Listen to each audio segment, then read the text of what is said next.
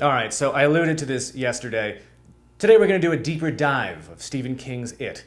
We're not going to talk about the book so much as the two main adaptations, the made-for-TV film and It Chapter 1 and Chapter 2, which concluded this past weekend. I'm sure everybody will appreciate the attempt to dissect these two iterations and compare and contrast them, and this will spark no arguments whatsoever. I don't know what to say. So I feel like my journey to It Chapter 2 is exactly the way that I would like it to have unfolded. I remember watching the original made-for-TV It on VHS way back in the day when I was probably 14 or 15 years old. I was obsessed with horror films, and I knew that this was, of course, part of the Mount Rushmore of great Stephen King horror tales. Watching it then, I really didn't appreciate it very much. I guess I thought it was kind of cheesy.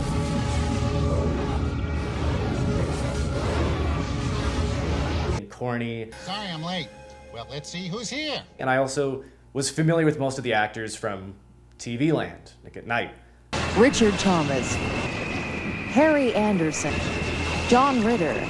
Come and knock on our door. Come and knock on our door. We've been waiting for you. We've been waiting for you. Where the kisses are hers and his, three's company too. So I think that kind of took some of the wind out of its sails. I hadn't watched it again for another 10 years, and by that time I'd seen It Chapter 1, which I remember thinking of very fondly. I remember having a lot of fun going to see it and thinking, this is the way visual storytelling should unfold. See, one thing that I didn't realize growing up is that the made-for-TV movie had a lot of constraints. There are only so many things that you can do in a made-for-TV movie, and murdering children is rarely something that they allow. Also, I kind of expected to think that Tim Curry's Pennywise was corny. In reality, I think that the campiness with which he played Pennywise created a deeper, more sinister and darker, horrifying vision of that character than you can do by actually trying to make him a straight creature of the night.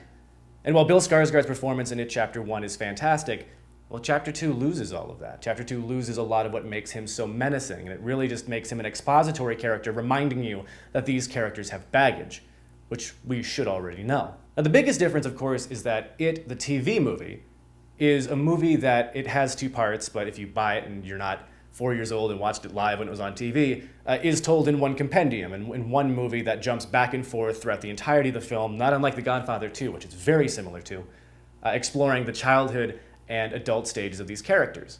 And so at the beginning of the film, you immediately are trapped with Mike, who is discovering that Pennywise has returned. It asks the question, what is this thing that he is so terrified of? And of course, what is it? It is, well, it. From there, you begin to see the characters as he reaches out to them. And you're first introduced to them as the strong, mature adults that they are. Of course, they all have some problems. Bill's a struggling writer. I mean, he's got some success, but he really just can't seem to make every story of his work the way he wants to, as if he's missing something to allow him to truly reach into the depths of horror. Beverly Marsh is in an abusive relationship, which as we come to learn is cyclical. You see these characters in their adult form, and so when you go back and explore their childhood, it's rewarding. Not only are you learning about their story and their plight as kids, you're seeing the payoff right in front of your eyes. It asks questions and it answers them almost immediately.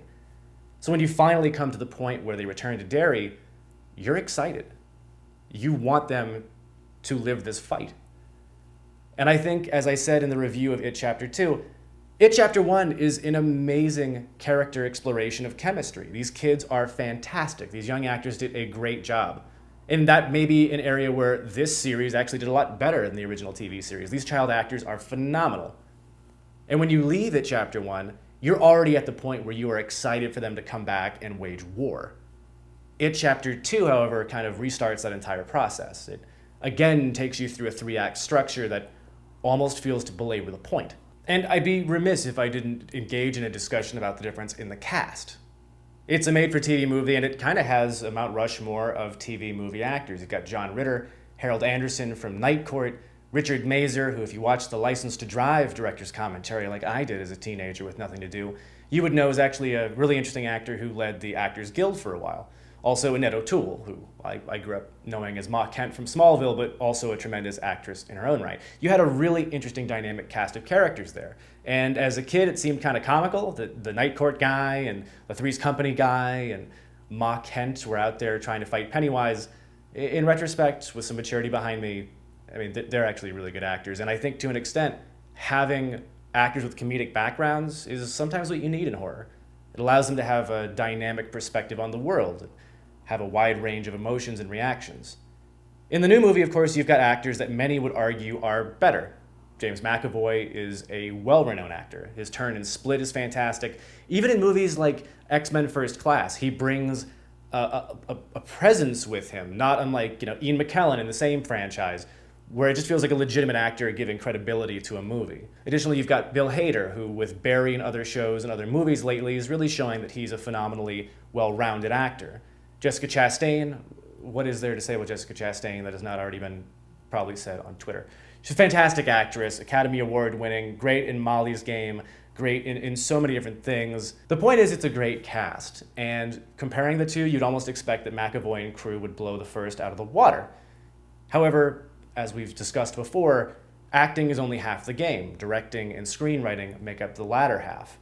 And while the directing is capable in It Chapter 2, the script really fails these actors and prevents them from getting any type of dialogue, scenery, or development that engages you with them. And there's not as much vulnerability as you'd like, with Bill Hader being possibly the exception.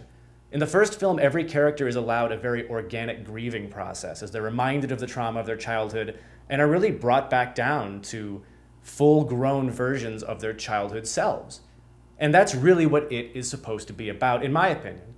It's about the fact that you may grow up, but you may never outgrow that inner child, for better and for worse. And in the newer movie, these are just really adults trying to tackle problems that these other kids had.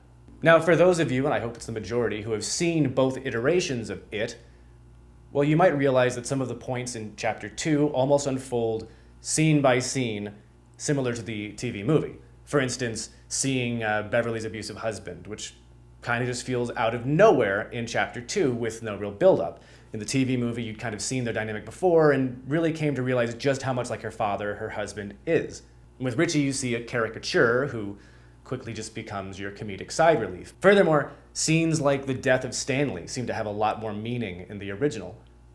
Whether you know it's coming or not, losing that character really hurts. And in a weird way, it feels like the new film really tried to shy away from that pain being inflicted upon the audience, coming back at the end to loop that character back in and almost kind of give him a martyrdom status, which, again, just felt like it was a happy ending for happy ending's sake. But let's not go out of our way here in saying that the original film is just better on all accounts. It's not. From a graphical standpoint, it's of course trash compared to the new movie.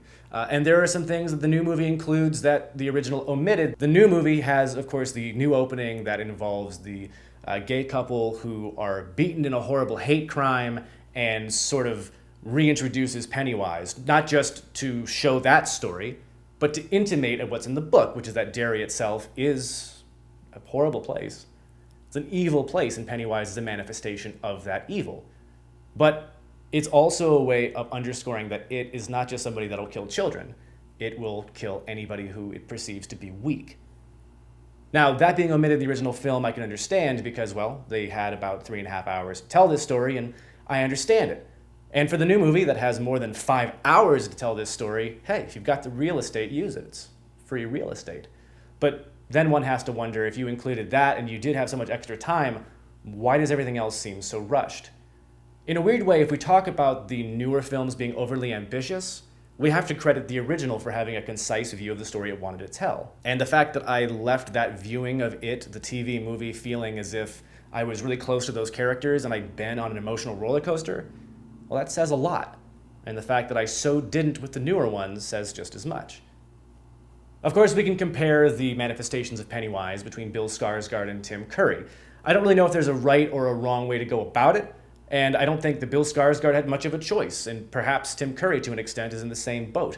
The newer movie is graphics-driven, so a lot of what Pennywise is doing, well, they're visual tricks. And when he actually does have a chance to act and do the little Pennywise shimmy, well, Bill's pretty darn terrifying. But Tim Curry, without a lot of the dress-up and glitz and glamour, really creates a sardonic, mean piece of shit clown that, while a bit campy, just feels menacing. Billy boy. And more importantly, if we're really comparing the two, he's menacing throughout. He's menacing to the kids, he's menacing to the adults. The sequence where Pennywise is digging the grave in the original film. The sequence in the library with It's a weird scene to reference that way, but it's really the best way that I can do it. These things continuously made Pennywise feel menacing. In the newer film, Chapter 2 features him attacking kids, which you'd expect. It has the scene in the beginning, great. But by the end, it's really a character that feels like it's almost taken a 2-hour hiatus from the franchise. You definitely don't feel like you understand it any better. And the scenes in the film that feature Pennywise manifesting itself, although it's herself, something that wasn't really addressed in either movie, quite frankly, are interesting, but they're, again, the product of CGI and jump scares, which to me kind of just felt like no more scary than hallucinations. And when that's the case, again, it feels like the stakes go away for these characters. And worse yet, most of the actual scary sequences, like Beverly going home to visit her old apartment, they're in the trailer.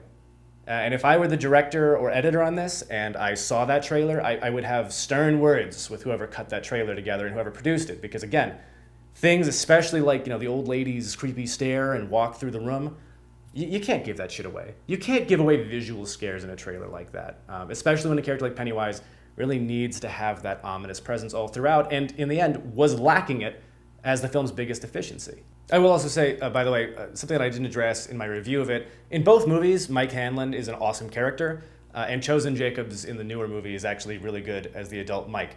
His behavior is scripted stupidly, and most of his decisions seem very nonsensical as a result of that, but he did the best with what he was working with, and I've always loved the character in both movies. He does a great job. It does bring me to a different point, though, however. This version completely fucks up Henry Bowers. Kind of the whole point in the original movie is when Henry escapes the institution, he terrorizes the group, he takes Mike out of commission, and forces the group to go off on its own journey, which is kind of essential to their development because, well, Mike's been there. Mike knows these things. Mike is a leader for them, and without him, Bill has a chance to really shine more. In this, where Bill is a fucking useless character, including Mike just really creates sort of a weird power vacuum, and people yelling, "Mike, I can't believe you didn't tell me that," the whole movie, which, he waited 27 years while you dicks went off and made a lot of money.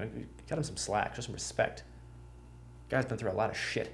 The bigger issue with Henry Bowers is not just the fact that he doesn't break in and hurt Mike, or that he doesn't seem as malevolent. And in fact, in some ways, it does get some things from the book right, like him being driven around by his deceased schoolmate from back in the day. But there are just sequences that make you wonder why that character's here in the first place, what he's really going to add to the movie, and sequences from the original that just remind you that this story can be told a lot better. In the newer movie, well, Bowers just kind of escapes by being the Terminator from Terminator 2, killing everybody in the mental home and getting out. In the original, he's assisted by it and getting out, which in kind of a weird Freddy vs. Jason kind of way shows that, well, Pennywise needs terror to be stronger. Pennywise needs terror to have its power. That's what Freddy needs in Freddy vs. Jason. I don't know if that doesn't matter. That's a much worse movie. In this, Bowers is just, he's there. I mean, it felt as much like checking a box for a character as you can get to, and really just kind of diminished the resonance of that character, who otherwise feels very poetic in his inclusion to this story. It does feel like everything comes full circle.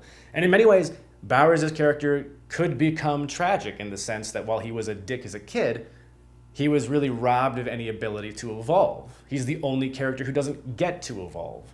And quite frankly, you can look at a lot of the Losers Club and say that they were dicks growing up as well. Richie. And there are smaller things, without getting into too much detail, too far into the weeds on this.